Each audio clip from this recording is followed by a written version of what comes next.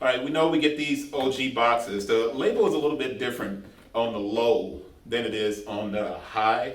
So it looks a little bit different. A little bit different, not a big difference. Now, I do angle it because with the OGs, I always want to make sure with that gloss that I can see the shape of my my RFID label underneath, or my RFID chip, which is used for Nike's inventory.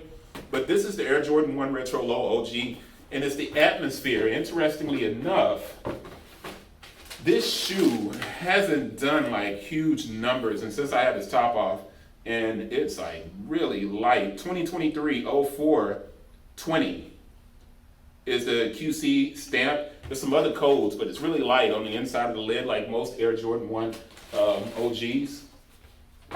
The paper's thin. It's got the corrugated lines in it. Not super strong.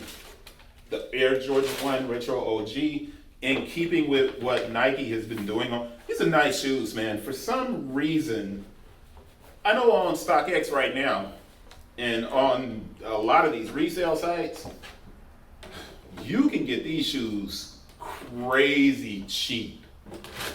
And I think it's just a sign of the times. It's actually a good thing.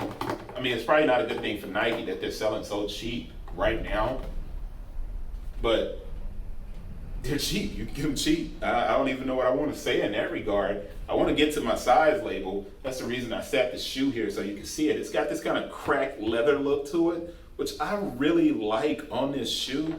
The leather, the Jordan 1 Low, when people see me wearing Jordans and they're like, oh man, you got on Jordans, and because I don't wear them that much, when they do see me as a Jordan 1 Low, I love the Jordan 1 Low. I don't know why. It's just one of those things. Even though the 2 is my favorite Jordan, I just like the Jordan 1 Low. These come with this sail kind of pre-aged midsole where it's yellow. You're going to see that when I get to the close-up. You get to see this leather, which a lot of the times people see it and they think that it's a more quality leather because you get these wrinkles in it really quickly, but it's simply almost like tumble dried in a sense, where the leather is softer because it's just been kind of moved around and manipulated a little bit more. It's not necessarily better, but on this shoe it looks fantastic, and I still haven't given you the information on this QC stamp. Let's go to the size label, which is on the medial side of the shoe. In the size label, the small code is XH. The dates of production 01, 12, 23 to 03, 16, 23. And here we have, what did I say, 2023, 04, 20. It's perfect. It's within a month. We love when that happens. My QC, not my QC, but my UPC code is 909. The last 3 is 909. And I didn't give you the color on this thing, did I? I didn't read the label. 909, 909 for the UPC is a 9.5. The last 3 on the UPC, there's 16 at the end. Nope, 14 at the end. But let me give you this size label. Air Jordan 1 Retro Low OG, Sail, black, atmosphere gray, style code CZ0790-101.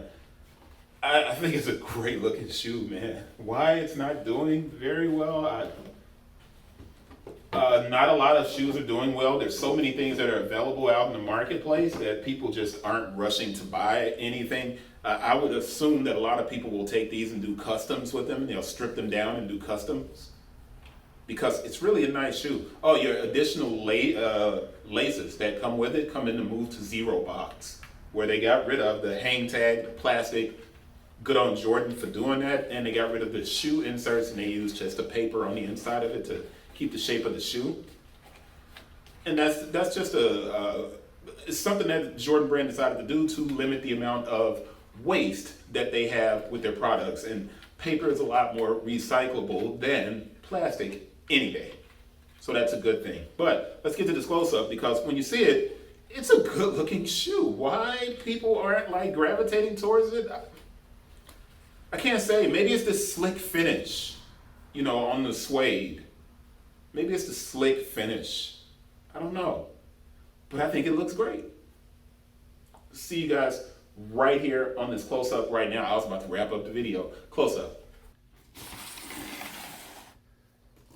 All right, I'm doing a little bit of an assembly line on this one. And I'm just moving the low That's the Air Jordan 1 Low. Those cost $110.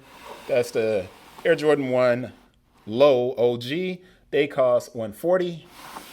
And this is, and I don't know which video I'm going to put this on, but this is the Dunk. So if anybody wanted to see all three of those together in one shot, there you go. You got to see all three of those in one shot. And now I'm going to focus on the Air Jordan 1 Low OG Atmosphere. And what I want to do is move it up close so you can see that this leather has been coated, so it looks like it's cracked in a way. It feels weird. Possibly would have been better if it would have just been straight up suede instead of like this coated kind of leather. And maybe that's why it's not doing so well. But when you look at it just straight on, it's a good looking shoe. It's a good looking shoe. You know what I mean? There's a medial shot. But I think in some instances, no one wants to have this yellowed sole. If you ask an old head like me, you ask an old head, I don't necessarily like this so much that I want it on the shoe pre-done. It's kind of forcing the idea of retro and heritage as opposed to you getting the shoe and it sits in the closet too long and then you pull it out and you're like, oh man, my shoe's yellowed. Here it's already yellow. Maybe Nike's trying to save you the heartache. I don't know. It's kind of weird. But one thing I did want to show you, how the stars are on the shoe, on the Jordan. Let me grab the low real quick. Right? Same thing. The stars are very pronounced. But on the Dunk, they are not very pronounced. Almost look worn. You know what I mean? It's just a really interesting thing to look at. And I'm going to have to put that in every video for all three of these shoes. But that is the Air Jordan 1. I'm going to pull this up so you can see the inside of it real quick. The tongue, just what it looks like. Make sure you get a good idea. Because like I said, these shoes are $140 and they're selling below retail on various sneaker platforms. And they're in stock pretty much everywhere, so you can get them easily.